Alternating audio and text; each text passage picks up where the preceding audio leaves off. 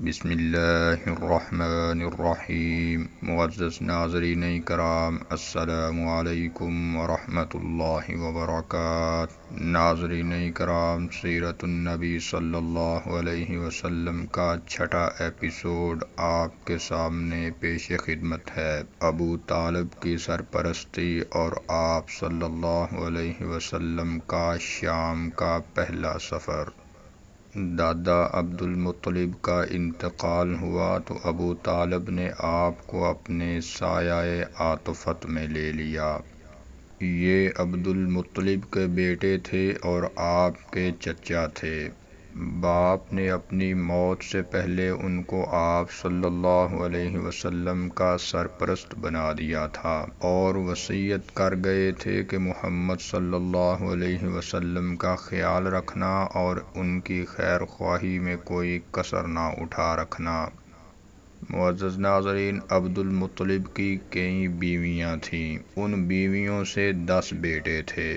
ابو طالب نہ تو بھائیوں میں سب سے بڑے تھے اور نہ سب سے زیادہ مالدار تھے، البتہ سب سے زیادہ باہمت تھے، شرافت میں بھی سب سے بڑھ کر تھے، طبیعت کے بہت ہی نیک تھے۔ پھر آپ صلی اللہ علیہ وسلم کے والد عبداللہ اور وہ سکے بھائی تھے، اور بقیہ بھائی دوسری بیویوں سے تھے۔ اس لیے کوئی تعجب کی بات نہیں تھی کہ عبد المطلب نے یہ ذمہ داری ان پر ڈالی اور انہیں یہ وصیت کر گئے۔ معزز ناظرین، عبد المطلب کی طرح ابو طالب بھی بھتیجے کو مانتے، ہمیشہ اپنے ساتھ رکھتے، سوتے تو ساتھ لے کر سوتے، کہیں جاتے تو ساتھ لے کر جاتے۔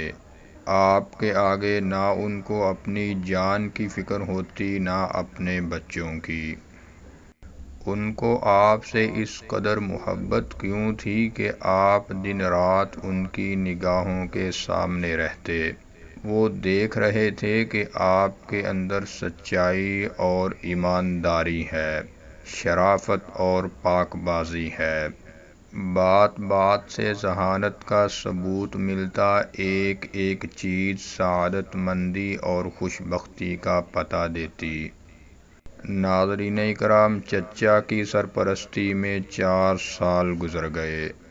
جسم پروان چڑھتا رہا، عقل کا دائرہ وسیع ہوتا رہا اور فطری صلاحیتیں ابھرتی رہیں۔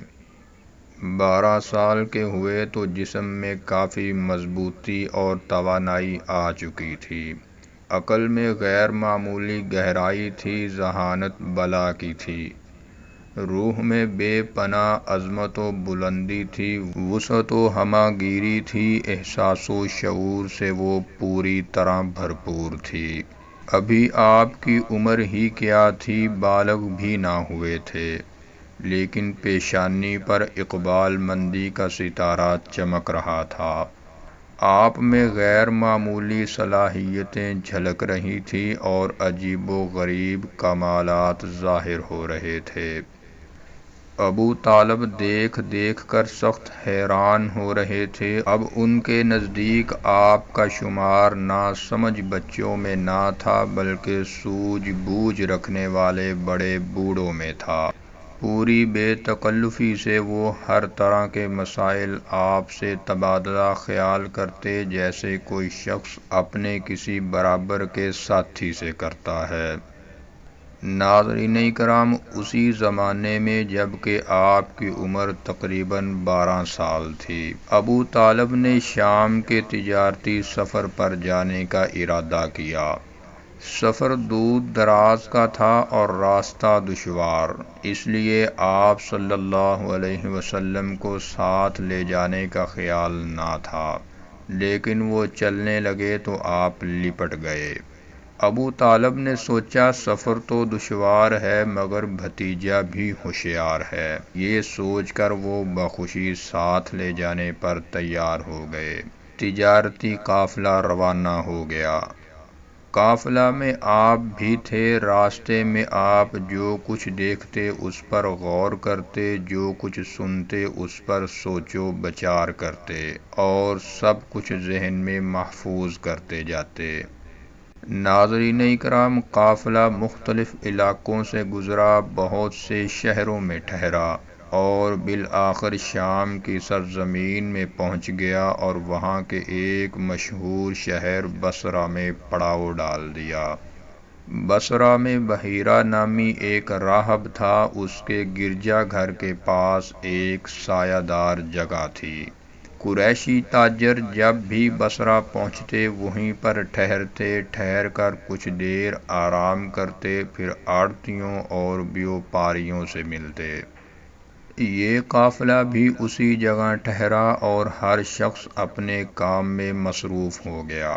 کوئی زیادہ تھکا ہوا تھا تو بیٹھ کر دم لینے لگا، کوئی بھوک سے بے تاب تھا تو دسترخوان پھیلا کر بیٹھ گیا، کوئی اپنا سامان تجارت ٹھیک کرنے لگا کہ جلد سے جلد اس کو ٹھکانے لگائے۔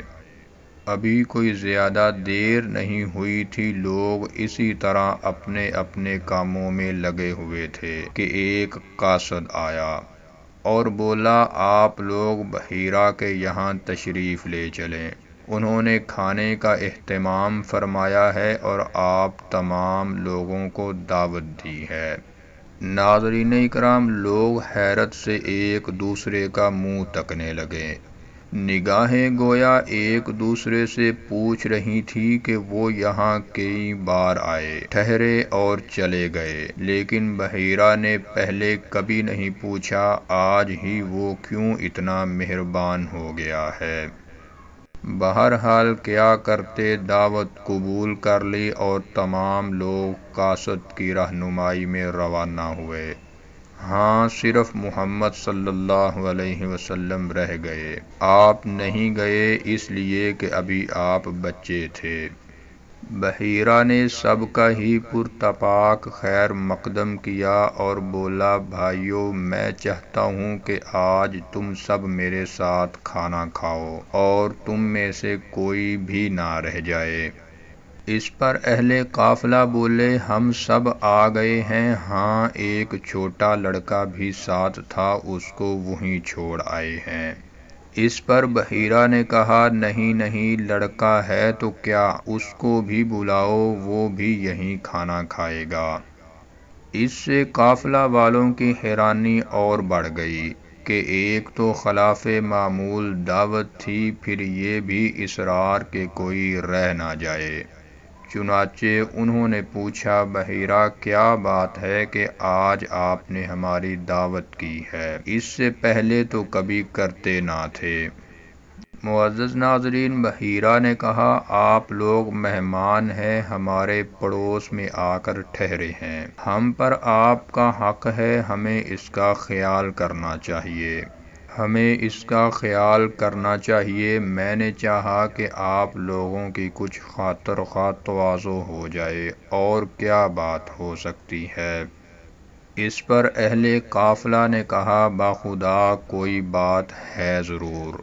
ناظرین کرام، پھر قاصد ابو طالب کے ڈیرے پر گیا اور محمد صلی اللہ علیہ وسلم کو ساتھ لے کر آیا۔ بحیرہ اور تمام مہمان بیٹھے آپ کا انتظار کر رہے تھے۔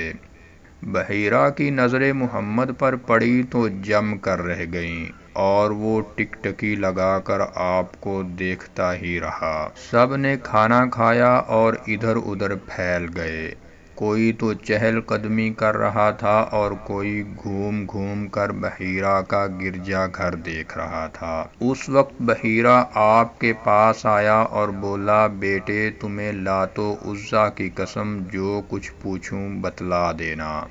آپ نے فرمایا، لات و عزیٰ کی قسم نہ دیجیے۔ بحیرہ نے کہا، اچھا، خدا کی قسم جو کچھ پوچھوں سب بتلا دینا۔ آپ نے فرمایا، پوچھئے، کیا پوچھتے ہیں؟ اب بحیرہ آپ سے آپ ہی کے بارے میں مختلف سوالات کرنے لگا، کچھ مزاج اور طبیعت کا حال پوچھا، کچھ عادات و اخلاق کے بارے میں دریافت کیا، اور آپ اس کے ہر سوال کا جواب دیتے رہے۔ اتنے میں ابو طالب محمد صلی اللہ علیہ وسلم کو لینے آ گئے۔ تو بحیرہ نے ابو طالب سے پوچھا کہ یہ لڑکا تمہارا کون ہوتا ہے؟ ابو طالب نے کہا یہ میرا بیٹا ہے۔ معزز ناظرین، اس پر بحیرہ بولا کہ یہ کیسے ہو سکتا ہے؟ یہ تمہارا بیٹا نہیں، اس لڑکے کا باپ زندہ ہو، یہ ہو نہیں سکتا۔ آپ کے بارے میں بحیرہ کی معلومات دیکھیں تو ابو طالب دنگ رہ گئے، بولے ہاں یہ میرا بھتیجا ہے۔ بحیرہ نے کہا کہ اس کا باپ کہاں ہے؟ ابو طالب بولے کہ ابھی یہ ماں کے پیٹ میں ہی تھا کہ باپ کا انتقال ہو گیا۔ ناظرین اکرام، اس پر بحیرہ بولا تم نے سچ کہا، اب اپنے بھتیجے کو گھر واپس لے جاؤ اور دیکھو اسے یہودیوں سے بچائے رکھنا۔ خدا کی قسم اگر انہوں نے دیکھ لیا اور جس حد تک میں نے اسے پہچان لیا ہے انہوں نے پہچان لیا تو اس کی جان کے پیچھے پڑ جائیں گے۔ تمہارا یہ بھتیجا ایک عظیم انسان ہوگا۔